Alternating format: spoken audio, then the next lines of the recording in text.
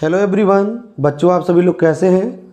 स्वागत है आप सभी का आपके अपने channel maths by BP sir पर। बच्चों आज हम लोग क्लास 10th मैथ पढ़ने वाले हैं। जो नए बच्चे आज की क्लास में जुड़ रहे हैं वो बच्चे पहले चैनल पर जाएं और लेक्चर नंबर 1 से पढ़ करके आएँ। जब वो लेक्चर नंबर 1 से पढ़ करके आएंगे तो उन्हें इधर सारी बातें समझ में आएंगी। ठीक है बच्चों, तो आइए हम लोग क्लास को शुरू करते हैं।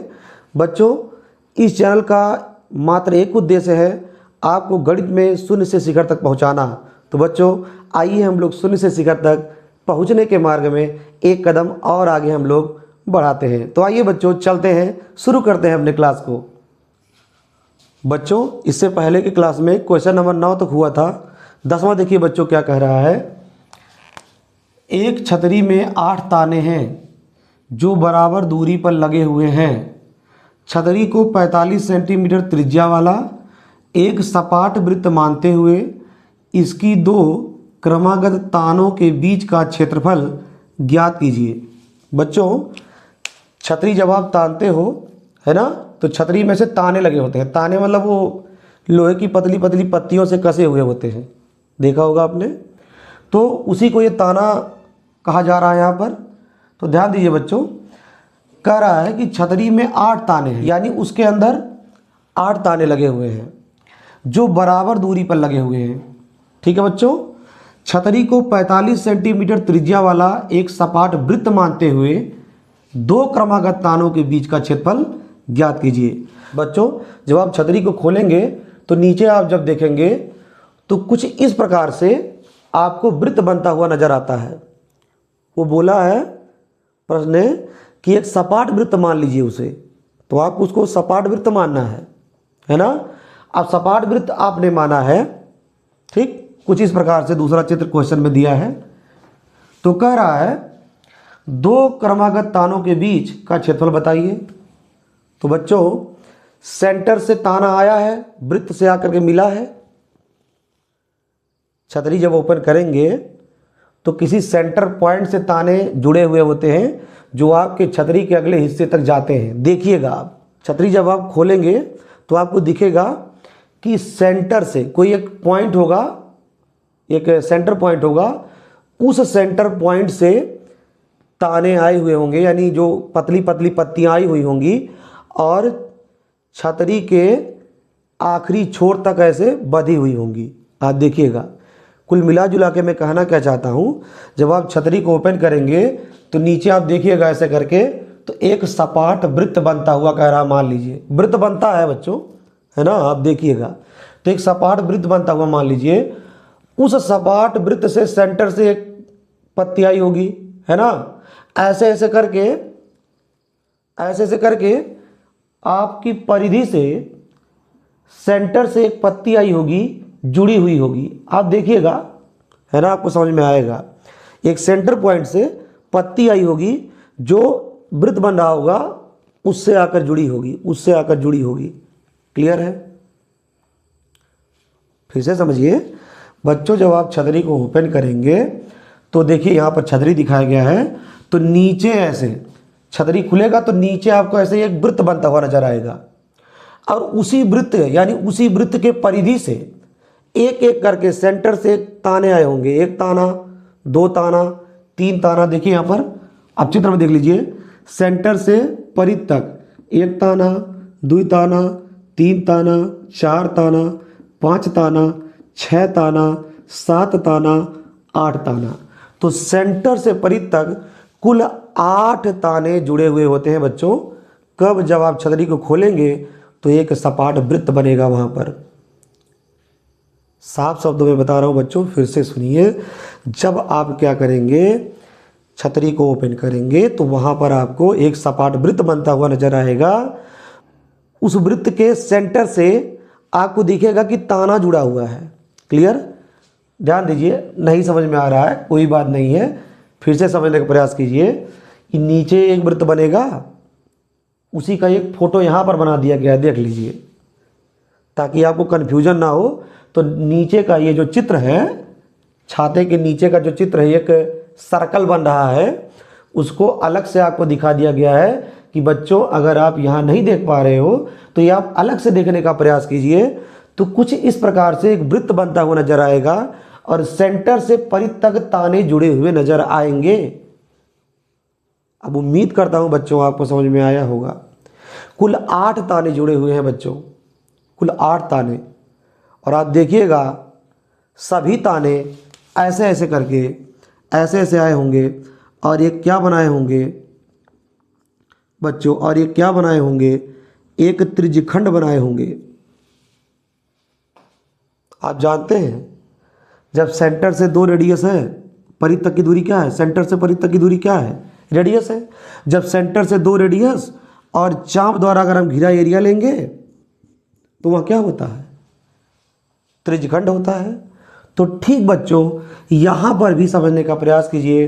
तो छतरी के 2 तानों के बीच में है ना, 2 ताना और एक चाप के मध्य एक त्रिज्यखंड बनता है बच्चों। यानी यहाँ पर बच्चों कुल 8 त्रिज्यखंड बने हुए हैं। देखने का प्रयास कीजिए, 1 2 3 4 5 6 7 8 है ना। तो यहाँ पर कुल 8 त्रिज्यखंड बने हुए हैं बच्चों। हमसे केवल क्या पूछा है, 2 क्रमागत तानों के बीच का क्षेत्रफल बताइए। 2 क्रमागत, कोई 2 कॉन्टिन्यूअस ताना ले लीजिए, ठीक है। मैंने इसको लिया और इसको लिया, इन दोनों क्रमागत तानों के बीच का एरिया निकालना है। यानी ये वाला एरिया हमको क्या करना है बच्चों, ज्ञात करना है।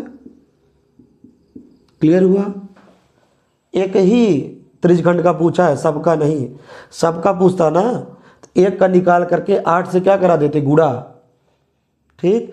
लेकिन वो भी पूछा जा सकता है क्वेश्चन बदल करके, कोई ज़रूरी नहीं है कि यही क्वेश्चन आपसे पूछा जाए कि एक त्रिज्यखंड का एरिया आप बताइए। ध्यान दीजिए, आपसे वो ऐसे भी कह सकते हैं कि सभी तानों द्वारा घिरा हुआ एरिया बताइए। तो आपने एक होशियारी लगा लेना है बच्चों, क्या, एक त्रिज्यखंड का एरिया निकाल करके 8 से क्या कर देना है, उसमें गुणा करा देना है। लेकिन हमसे यहाँ पर इस प्रश्न में केवल क्या पूछा है, 2 क्रमागत तानों के बीच का, यानी हमसे केवल एक ही त्रिज्यखंड का क्षेत्रफल पूछा है बच्चों। क्लियर है, किया जाए काम। तो आइए करते हैं।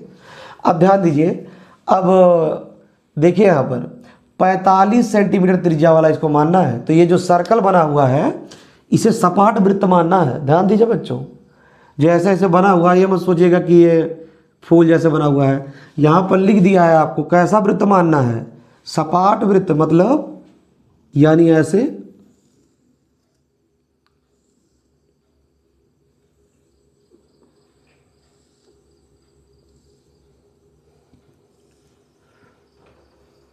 ठीक है बच्चों, ऐसे आपको सपाट वृत्त मानना है।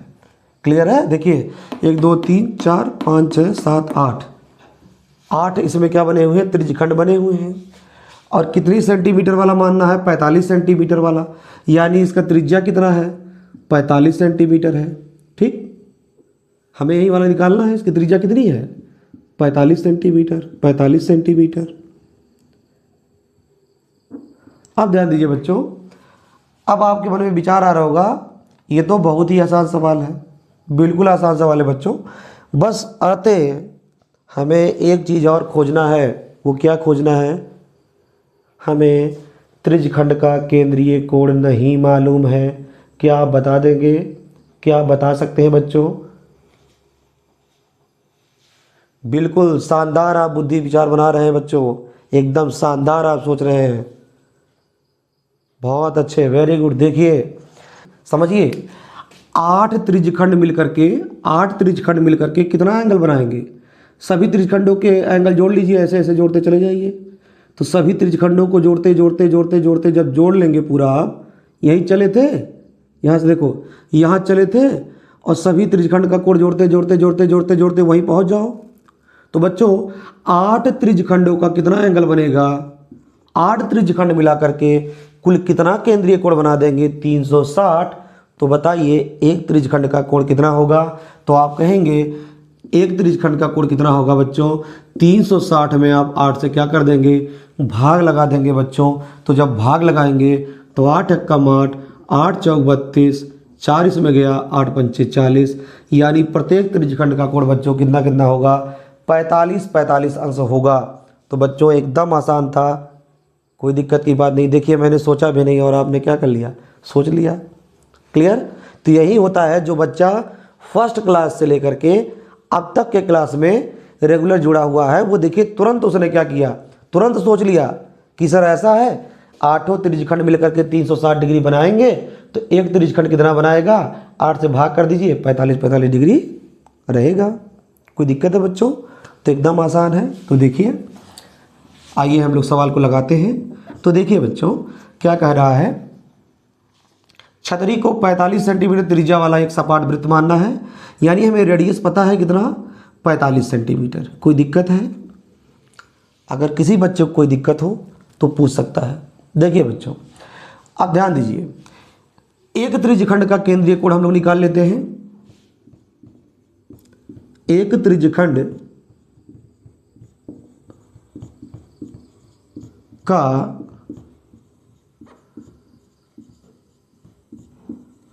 केंद्रीय कोण कितना होगा बच्चों,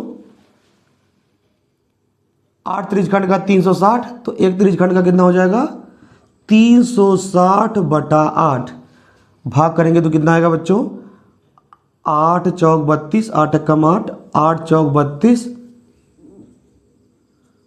और 4 इसमें गया, 8 पंचे 40, तो 45 अंश, 45 अंश एक त्रिज्यखंड का केंद्रीय कोण होगा बच्चों। अब आप कहेंगे सर रहने दीजिए, अब इसके आगे हम लगा लेंगे। बिल्कुल, अरे भाई हमें त्रिज्यखंड का क्षेत्रफल निकालना है, कितना होता है, पाई आर स्क्वायर थीटा बटा 360।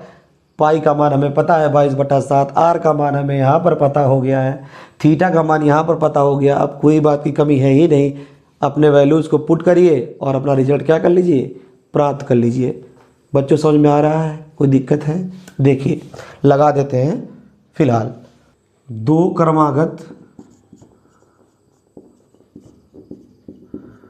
क्रमागत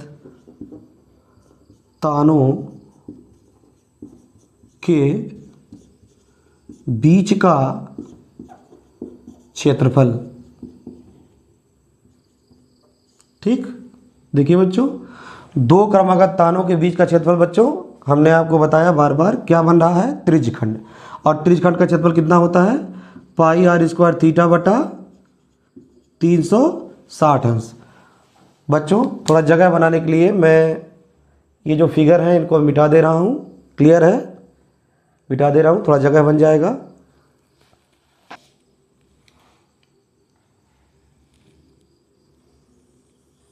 देखिए बच्चों आसानी से आप निकाल सकते हैं। पाई का मान रख दीजिए 22/7, आर का मान रख दीजिए कितना, 45 का स्क्वायर गुणे थीटा कितना है, 45/360। काटिए बच्चों, अगर कुछ कट रहा है, बिल्कुल कट रहा है। देखिए 5 9 45, 5 7 35, एक इसमें गया, 5 दूना 10।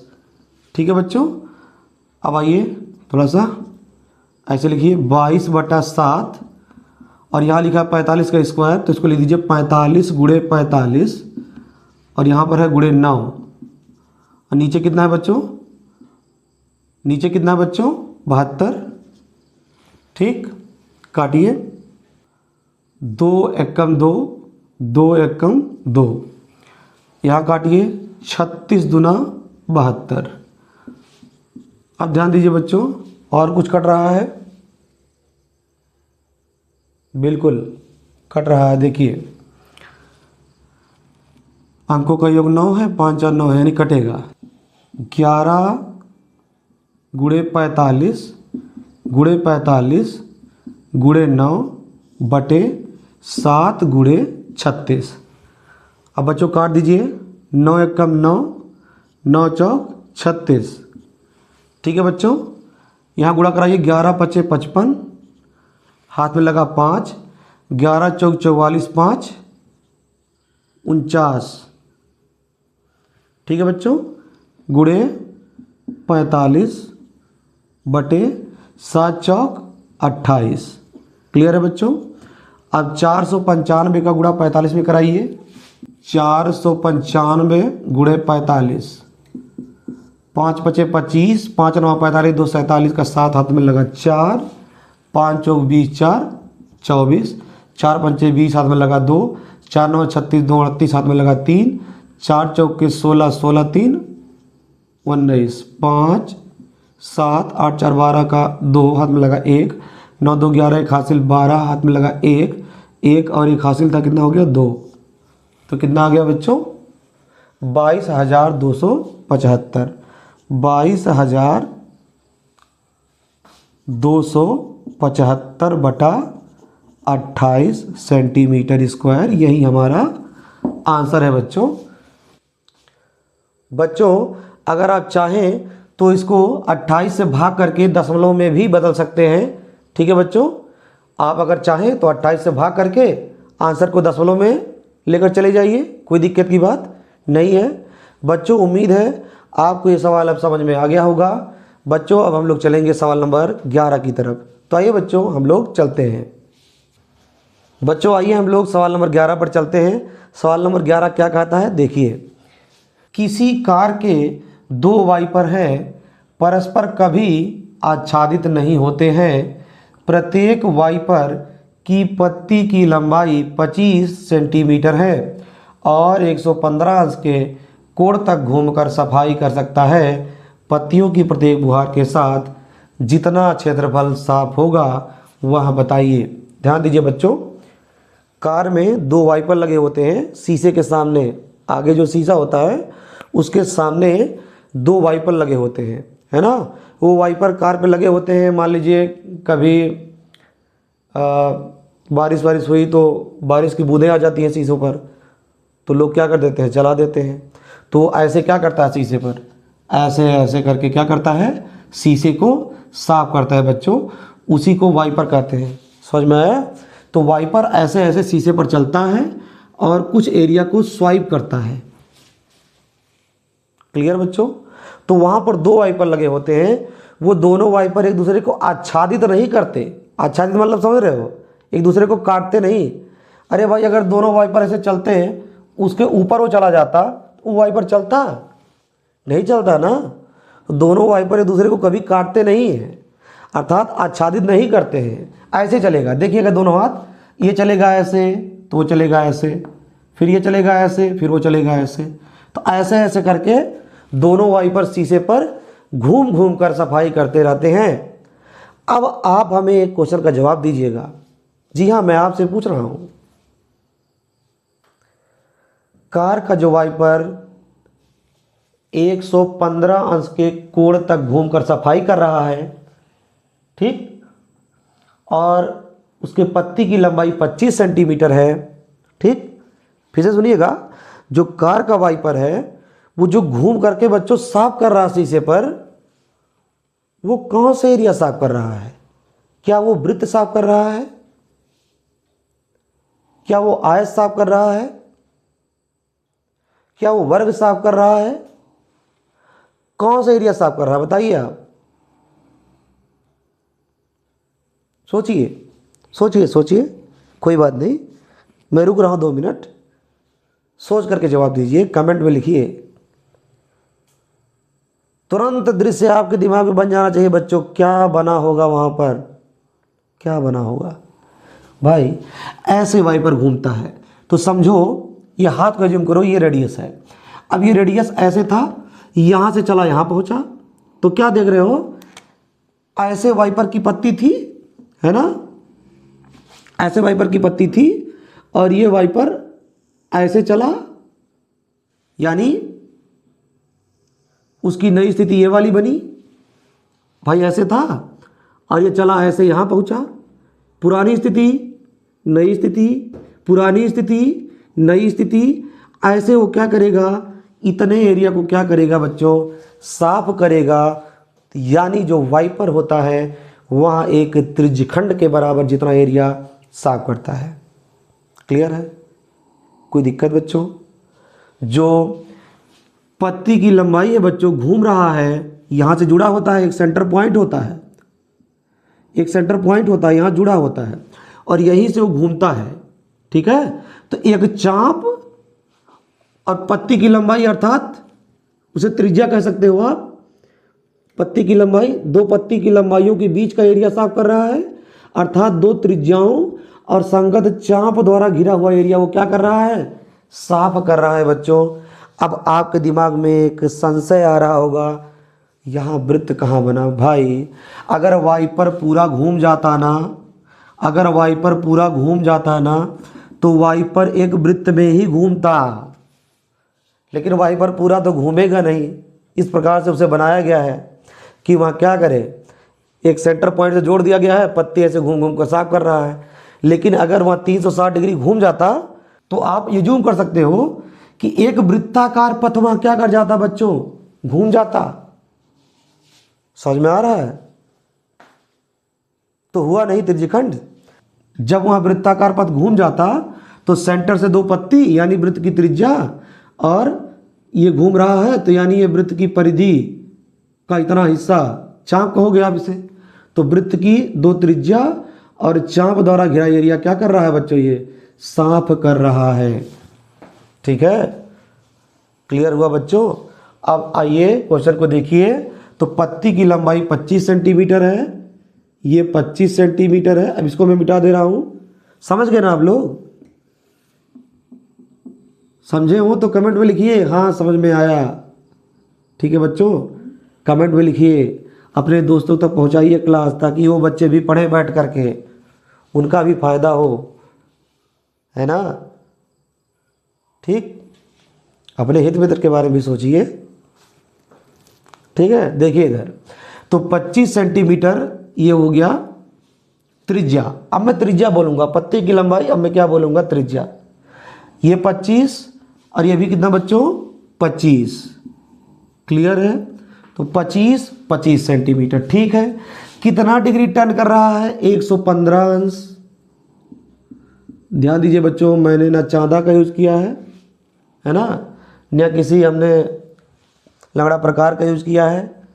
आपको एक रैंडम फिगर बनाना है कि 115 डिग्री पे घूम रहा है। ठीक है, फिगर आपको समझ में आना चाहिए कि कौन सी आकृति बनेगी, बस इतना आपसे मतलब होना चाहिए। अब ध्यान दीजिए, 115 अंश के कोण पर घूम रहा है। ऐसे पहला वाला वाइपर घूम रहा है और ऐसे दूसरा वाला वाइपर बच्चों भी घूम रहा है। नीचे बना दूं, देखिए नीचे बना दे रहा हूं। ऐसे बगल में ही होता है, आप समझिएगा। ऐसे वाइपर, दूसरा वाला वाइपर भी क्या कर रहा है, ऐसे दूसरा वाला वाइपर भी क्या कर रहा है, 115 अंश के कोण पर घूम रहा है ना। उसकी भी त्रिज्या कितनी है बच्चों, 25 सेंटीमीटर है। ध्यान दीजिएगा बच्चों, आपको देखने में फिगर में थोड़ा बहुत अंतर आ सकता है। उसका कारण है कि फ्रेम में कितना हिस्सा आ रहा है, इसलिए मैंने थोड़ा सा इसको समझाने के नाते बनाया है। नहीं भी बनाता तो भी काम चल जाता, बनाया हूँ। थोड़ा सा उधर बोर्ड के नहीं आएगा, कैमरा कैच नहीं करेगा, इसलिए मैंने थोड़ा सा छोटा बना दिया है। कम एरिया आपको दिख रहा होगा। फिलहाल समझने का प्रयास कीजिए कि दोनों वाइपर की जो पत्ती की लंबाई है 25 सेंटीमीटर है और 115 अंश के कोण पर घूम घूम करके एरिया साफ कर रहे हैं। क्लियर? अब ये बताइए बच्चों, हमें पूछा है वह जितना एरिया साफ करेगा, यानी हमसे कुल एरिया इन्होंने पूछा है। तो एक बुद्धि लगाइए, मास्टरमाइंड लगाइए तुरंत खट से। तो एक बुद्धि लगाइए तुरंत। क्या? एक वाइपर द्वारा साफ किया गया क्षेत्रफल निकालो और दो से क्या करा दो, गुणा। भाई एक वाइपर कितना एरिया साफ करा, अगर पता चल जाए तो दूसरा वाला भी उतना ही साफ करेगा, क्योंकि उसकी भी त्रिज्या वही है, वो भी उतना डिग्री घूम रहा है। तो दो से क्या करा देंगे, गुणा करा देंगे। डबल मेहनत नहीं करनी है आपको। तो देखिए, तो हम क्या करेंगे, यहां लिखेंगे, हल में लिखेंगे प्रत्येक वाइपर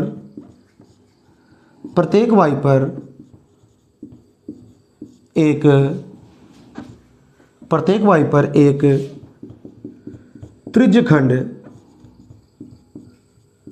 के बराबर जितना क्षेत्रफल साफ करता है। क्लियर है बच्चों? कोई दिक्कत है, कोई कष्ट है तो बताइए। समझ में आया एकदम? अब ध्यान दीजिए। इसलिए यहां हम लिखेंगे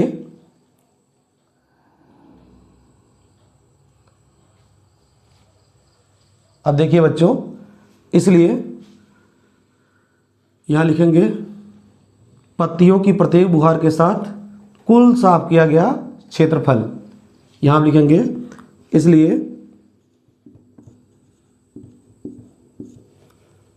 इसलिए दोनों वाइपर द्वारा कुल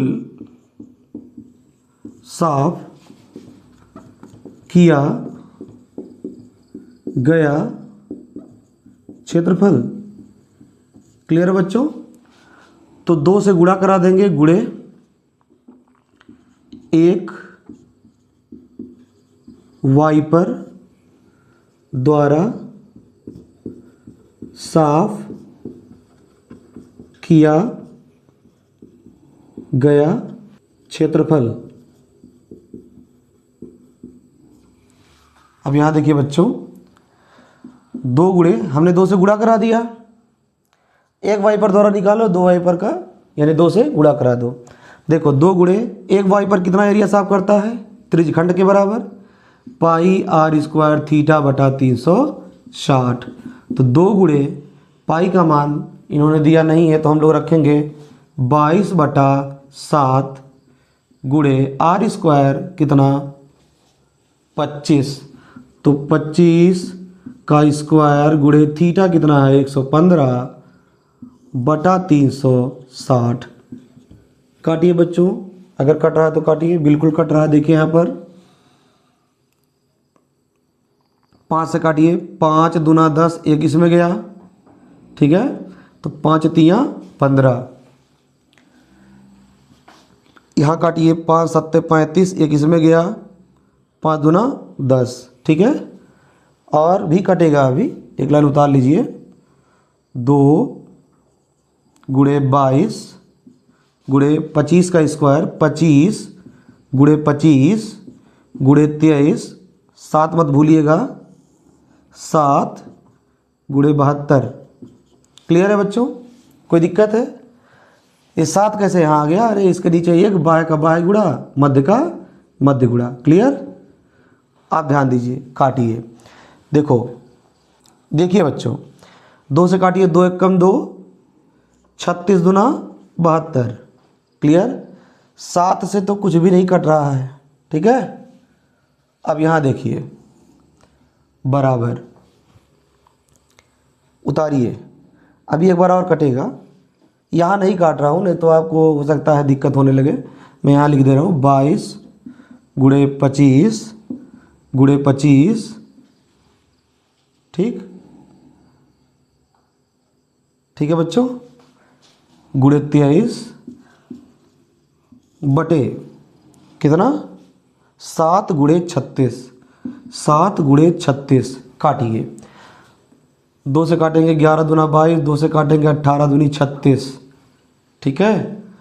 अब तो 18 भी कहीं नहीं कटेगा, ना ही 7 काटेगा। अब तो गुणा करा लो, ठीक है बच्चों। तो देखिए 11 23 में गुणा कराओ। बच्चों इस चित्र को मिटा दूं? कोई दिक्कत तो नहीं आपको? मिटा दे रहा हूं मैं।